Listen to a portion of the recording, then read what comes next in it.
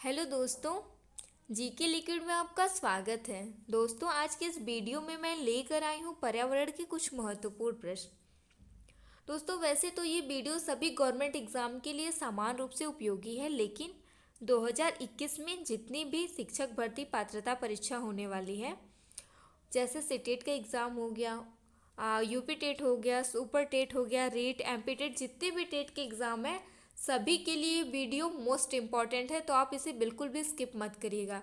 इससे रिलेटेड जो भी क्वेश्चन है उससे रिलेटेड मैं इंपॉर्टेंट फैक्ट भी आपको इस वीडियो में बताऊंगी, तो आप इस वीडियो को पूरा आखिरी तक ज़रूर देखिएगा। अगर आप लोग चैनल पर नए हैं तो इसे सब्सक्राइब करके बेल आइकन को प्रेस कर लीजिएगा। और दोस्तों, अगर आज की वीडियो आपको पसंद आए तो इसे लाइक ज़रूर करिएगा। तो चलिए शुरू करते हैं और देखते हैं पहला प्रश्न। तो पहला प्रश्न है कि वर्ष 2019 अंतर्राष्ट्रीय जैव विविधता दिवस की थीम क्या थी।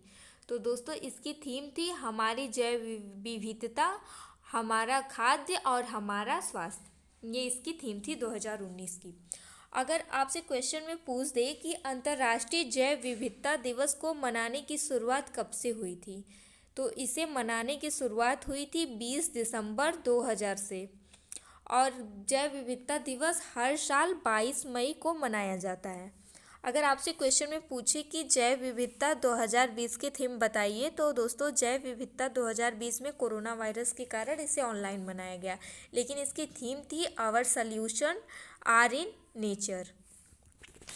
तो यहाँ से 2-3 प्रश्न बन गए, आप इसे याद रखिएगा। अगला प्रश्न है सुक्रोज, माल्टोज, लैक्टोज प्रकार के कार्बोहाइड्रेट के उदाहरण हैं। तो दोस्तों, क्वेश्चन में पूछा है कि सुक्रोज, माल्टोज और लैक्टोज किस प्रकार के कार्बोहाइड्रेट के उदाहरण हैं। तो इसका जो आंसर है वो है ओलिगो सैकेराइड्स। अगला प्रश्न है वसा का जल अपघटन किस एंजाइम के द्वारा छोटी आंत में होता है। तो यह लाइपेज एंजाइम के द्वारा छोटी आंत में होता है। अगला प्रश्न है मादा क्यूलेक्स के द्वारा कौन सा रोग संचारित होता है। तो दोस्तों, जो मादा मच्छर होते हैं जिसका नाम है क्यूलेक्स, इसके द्वारा कौन सा रोग होता है। तो याद रखिएगा, इसके द्वारा फाइलेरिया रोग होता है। अगला प्रश्न है वायु द्वारा फैलने वाले संक्रामक रोग कौन से हैं।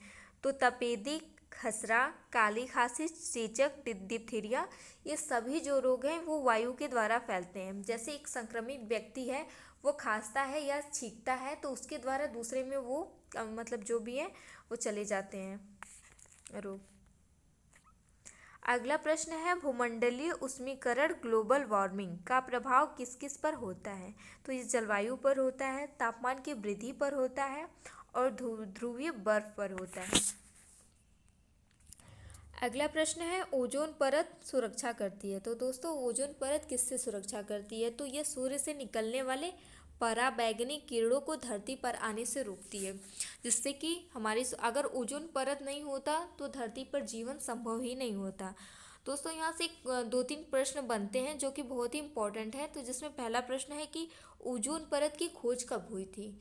तो याद रखिएगा, 1913 ईस्वी में ओजोन परत की खोज हुई थी और इसके मतलब जो खोज करता है वो है फ्रांस के भौतिक वैज्ञानिक हेनरी बुशेन और फैब्री चार्ल्स।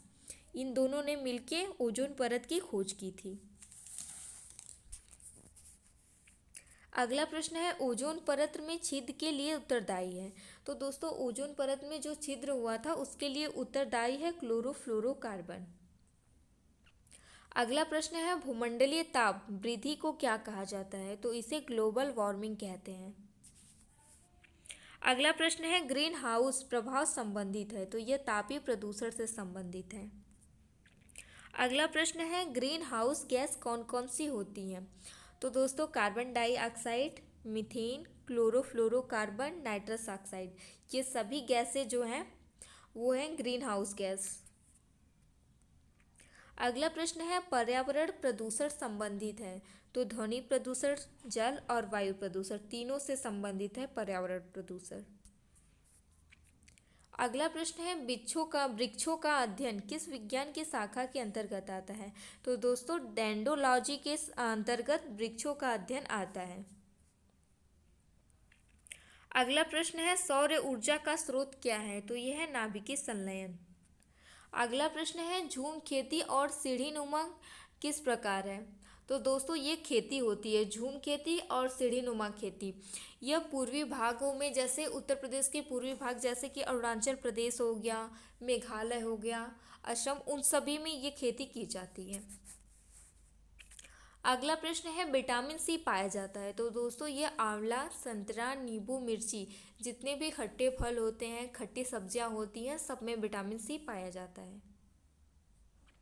अगला प्रश्न है पर्यावरण संरक्षण के लिए 174 देशों का 1992 में पृथ्वी सम्मेलन कहाँ आयोजित किया गया था?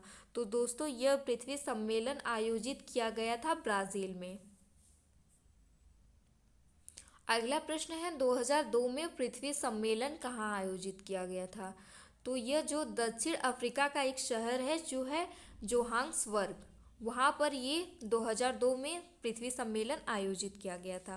दोस्तों यहाँ से एक क्वेश्चन और बनता है कि पहला पृथ्वी शिखर सम्मेलन कहाँ आयोजित किया गया था और कब आयोजित किया गया था? तो दोस्तों पहला पृथ्वी शिखर सम्मेलन जो है वो रियो डी जेनेरियो में आयोजित हुआ था और 14 जून 1992 में यह आयोजित किया गया था। अगला प्रश्न है पारिस्थितिकी तंत्र का सर्वप्रथम प्रयोग किसने किया था? तो यह टॉन्सले ने किया था। अगला प्रश्न है तालाब उदाहरण है। तो यह कृत्रिम पारिस्थितिकी का उदाहरण है। अगला प्रश्न है कवक को खाद्य श्रृंखला में किस श्रेणी में रखा गया है? तो इसे अपघटक की श्रेणी में रखा गया है। अगला प्रश्न है नेत्रहीनों को पढ़ाने के लिए किस विधि का प्रयोग संपूर्ण विश्व में किया जाता है? तो दोस्तों जो नेत्रहीन होते हैं यानी अंधे व्यक्ति होते हैं उनको पढ़ाने के लिए ब्रेल लिपि का प्रयोग किया जाता है। तो दोस्तों जानते हैं ये ब्रेल लिपि क्या है? तो इसमें जो भी अंधे होते हैं जिनको दिखाई नहीं देता उनको छू के किसी चीज़ को स्पर्श करके उन्हें सिखाया और पढ़ाया जाता है। तो इसका आविष्कार कब किया गया था?